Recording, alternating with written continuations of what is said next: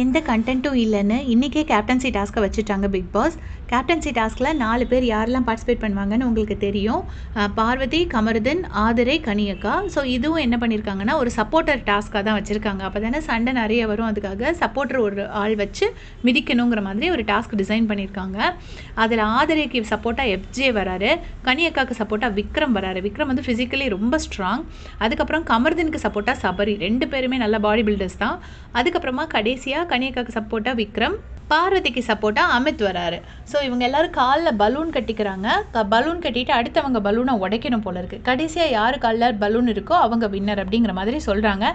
இதில் ஆதிரை வந்து வின் பண்ணாலுமே இந்த வீக் எவிக்ட் ஆகி போயிட்டாங்கன்னா அவங்களுக்கு இந்த கேம் வின் பண்ணியுமே யூஸ் இல்லை. ஸோ அதில் ரொம்ப அக்ரெசிவாக விளையாடுறாங்க. ஆதிரையை வந்து எஃப்ஜே தலைமையில் தூக்கி வச்சிருக்காரு. ஆதிரை அப்படி ஃப்ரண்ட்டில் டம்க் அடிக்க விழுறதுக்கு போகிறாங்க. அப்படி ஃப்ரண்ட்டில் மண்டை அடிக்கிறதுக்கு விழுறதுக்கு போகிறாங்க. ஆனால் எப்படியோ பிடிச்சிட்டாங்க, அடியெல்லாம் படலை. ஆனால் எஃப்ஜே என்னன்னா ஒரு அக்யூசேஷன் வைக்கிறாரு விக்ரம் மேலே. சும்மா எல்லாருக்கிட்டையும் பாசம் இருக்கிற மாதிரி நடிச்சுக்கிட்டு பயங்கரமாக இது பண்ணுறது டாஸ்க்குன்னு வந்தா அப்படின்னு சொல்லிட்டு சொல்கிறாரு. சொல்லும்போது விக்ரம் சொல்லுடா நீ என்ன வேணா சொல்லுடா அப்படின்னு சொல்லிட்டு சொல்கிறாரு.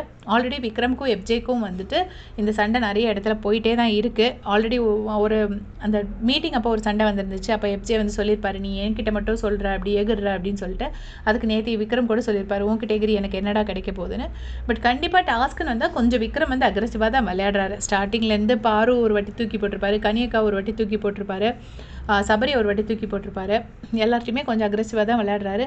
பட் அவர் வேணும்னு அக்ரெசிவாக பண்ணுறாரா இல்லை அவரோட ஃபிசிக்கல் ஸ்ட்ரென்த்னால அவர் லைட்டாக பண்ணுறது கூட அவ்வளோ சிவியராக படுதாங்கிறது நமக்கு தெரியாது. அது அங்கே இருக்கிறவங்களுக்கு தான் தெரியும். பற்றி உங்களுடைய கமெண்ட் சொல்லுங்கள். தேங்க்ஸ் ஃபார் வாட்சிங்.